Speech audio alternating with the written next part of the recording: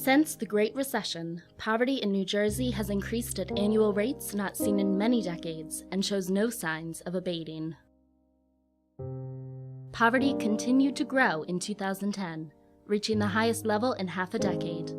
About 24% of the total population was below 200% of poverty in that year, a significant increase from the previous year.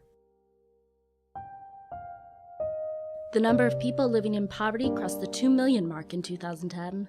There were more than 2,054,000 people living in poverty that year. Nearly 280,000 additional individuals have been added to the poverty ranks since the beginning of recession in 2007. In 2010, poverty for the white, non-Hispanic population stood at 5.8%, whereas poverty for Black and Hispanic New Jerseyans was over 19%, which is more than 3 times the white, non-Hispanic poverty rate. In 2010, the number of Hispanics in poverty outnumbered the white non-Hispanics for the first time ever. There were more than 305,000 Hispanics below poverty, about 9,800 more than white non-Hispanics in poverty. Especially disturbing, almost 1/3 of all children in New Jersey were living below 200% of poverty in 2010, 619,000 in total. If we look at the number of children living in poverty, we find that Hispanic children form the largest group. The number of Hispanic children living in poverty exceeded 120,000 in 2010. The number of Black children stood at about 84,000, and white, non-Hispanic children around 72,000 in 2010.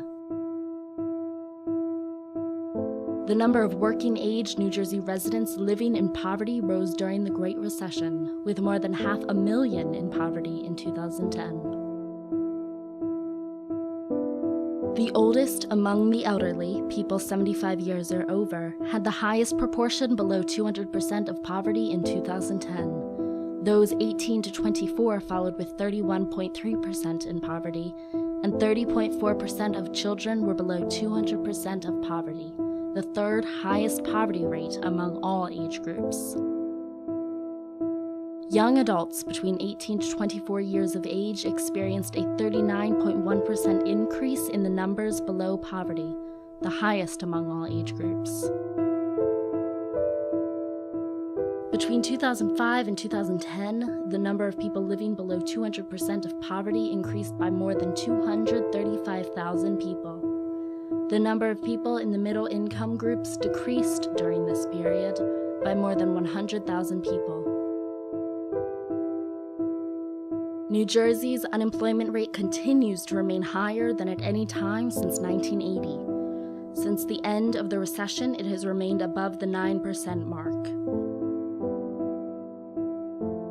Resident employment, which declined substantially during the recession, remains well below the level going into the recession, and in the 33 months since the end of the recession, has hardly risen above the employment level at the end of the recession.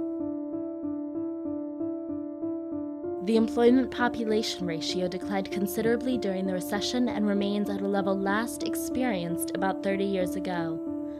Likewise, the labor force participation rate remains stuck at a level not seen since the early 1990s, the consequence of the large increase in discouraged workers who are no longer actively seeking employment.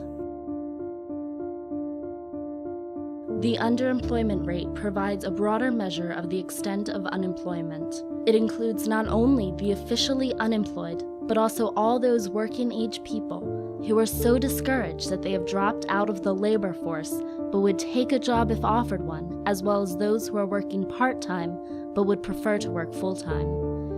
Since the recession, the underemployment rate has continued to rise and was 16% in 2011, considerably higher than the official unemployment rate.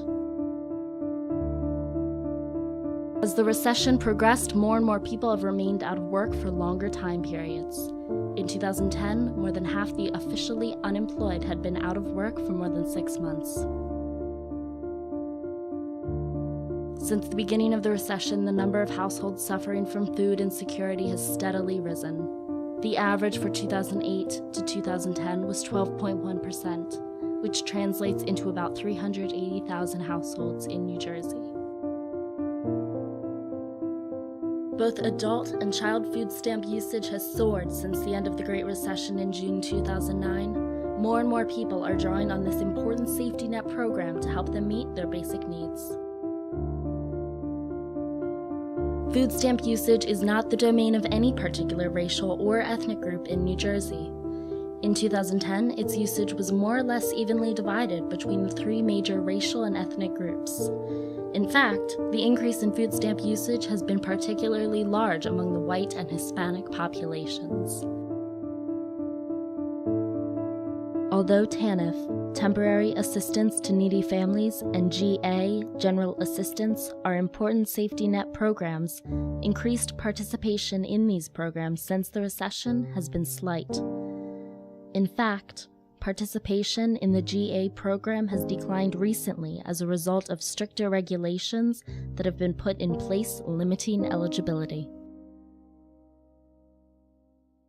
Emergency Assistance, a program designed to alleviate homelessness by providing housing assistance to households who are receiving various forms of welfare assistance, has risen steadily since the recession and continued to increase thereafter. New Jersey has the third highest housing costs in the nation, trailing only Hawaii and California. In order to afford a two-bedroom apartment at the fair market rent of $1,302, a household would need an annual income of $52,081, the equivalent of 3.5 times the minimum wage in the state. More than one-half of New Jersey renter households paid more than 30% of their income in rent in 2010, an amount considered to be excessive. Nearly one-third paid more than 50%.